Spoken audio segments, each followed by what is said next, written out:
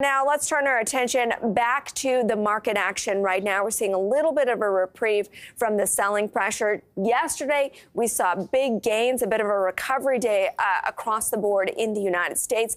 Let's bring in Bill Blain. He's a market strategist at Shard Capital. He's always got great insight into the market. And Bill, you know, we certainly have seen a little bit of a freak out due to the rising rates. But can I characterize it as orderly? I mean, have we seen wholesale washout panic selling? I mean, the things that need to reprice in a high interest rate environment are repricing. Yeah, that's a very interesting way of putting it, Amber. Is this an orderly reset of prices? Look, the key thing that any investor should understand is that the ultimate truth of any market is always in the bond market. And it's government bond markets that set the risk-free rate, and they therefore become the relative value rate that everything else is set on.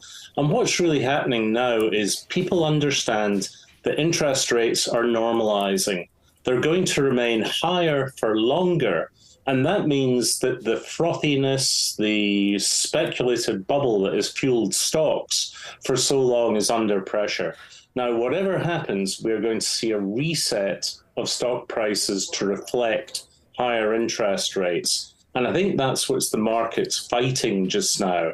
It really can't justify some of the mega stock valuations that are out there. Now, much of it has already happened. If you strip out the tech names, the market is already adjusting to that new higher rate environment. So I don't think it's going to be absolute mayhem, but there certainly is room for further corrections.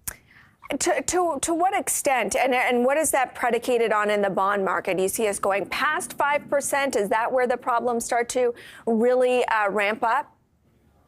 Well, no, not really. I mean, bond rates were 5% for the early part of this millennium, from 2000 right the way until the global financial crisis kicked off in 2008 with the collapse of Lehman Brothers. Then after that, we've had this period of extraordinary, absurdly low interest rates because of quantitative easing.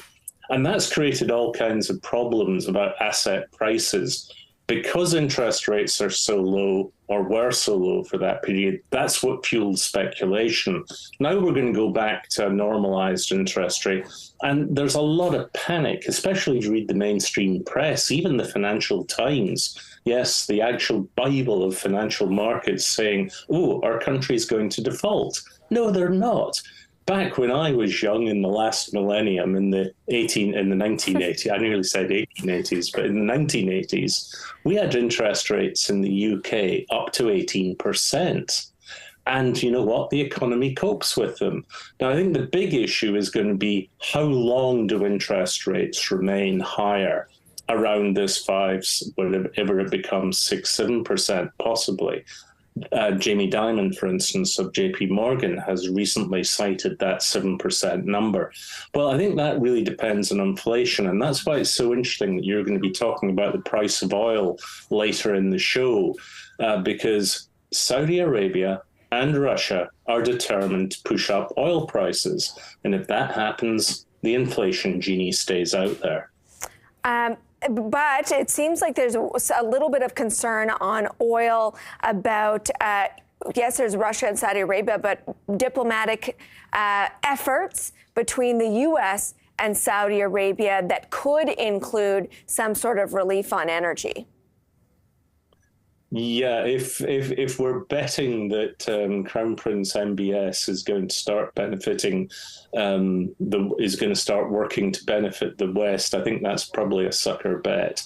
He's got his own agenda in play just now. I'm not going to try and go into Saudi's geopolitical stance, but certainly they see themselves as being the next power nexus. They are not particularly minded to be supporting the West in its battle. They are playing, as they quite properly should, to the benefit of Saudi. Can I ask, I'm just going to go back to the bond market and the signal that it is telling us. On one hand, people attribute it to, well, it's repricing to this higher for longer environment. But when you look at actual rate expectations, that are implied by the various instruments that bet on it, it's still pricing in the probability of rate cuts at some point next year. Okay, I took a big bet in the office last year, earlier this year, right at the start of the year, and everyone was saying, when is it we're going to see the first rate hike? And most of my colleagues were sometime earlier this year. It's funny, the two oldest blokes in the office, me and Mike Collins, who's been in the business as long as I have, we were the two that bet on summer next year as when we might start to see interest rates come down. And if you ask me today, I will say that's probably going to be longer, because although there definitely is a hard landing recessionary threat out there in the markets, it's clear that economies are actually fairly robust.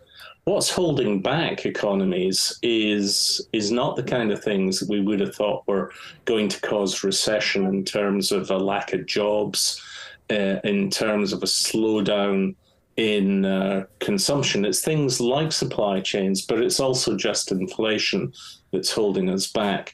There is certainly much more robust activity than we've seen before. So I'm pretty confident that we're going to see not so much a recession, but perhaps slowdown.